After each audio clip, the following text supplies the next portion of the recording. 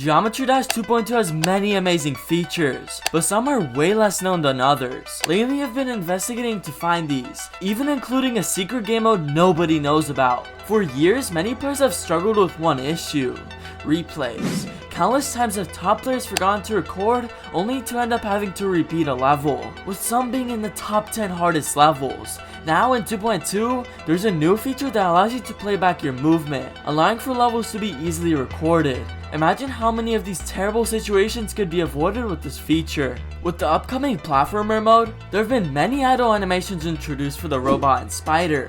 While playtesting a level, I noticed that the robot's hitbox isn't affected in its idle animation, allowing for the robot to safely jump into death and survive. But it's not as crazy as the next feature. You see, players are getting better at the game quicker and quicker, and we've gone from insane being the hardest difficulty to a difficulty called demon. This was to solve the ever-growing problem of levels getting way too hard, but it only got worse, and demons became incredibly diverse, forcing RobTap to add a new hardest named Extreme Demon, among 5 other tiers. But that still wasn't enough. What can be beaten in a few hours was in the same difficulty as the hardest level in the world. Players have asked Rob if he'll ever add a new difficulty, and he said he would if needed, meaning that it's possible we would get a new difficulty eventually. However, that's still not as obscure as this. With the newly added customization screen, Rob has made changing colors and icons way easier. However, you might notice that there's a missing game mode here, the Jetpack game mode, a new feature that acts like the ship game mode and platform mode.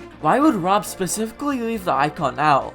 Well, if you click the ship while customizing the icon, you can switch between the ship and the jetpack, which is a really nice touch. Let's go back in time though. In 2019, Rob was hanging out on a Discord server, and while people were asking him questions, he claimed that he would add an entirely new game mode to platform mode if the reputation of the feature remained good. This mode likely wouldn't be available in the normal version, which is super interesting. Imagine the possibilities that the game mode could have. Looking at other games, they have very interesting mechanics for platform mode, and I feel like a new age of Geometry Dash is about to flourish.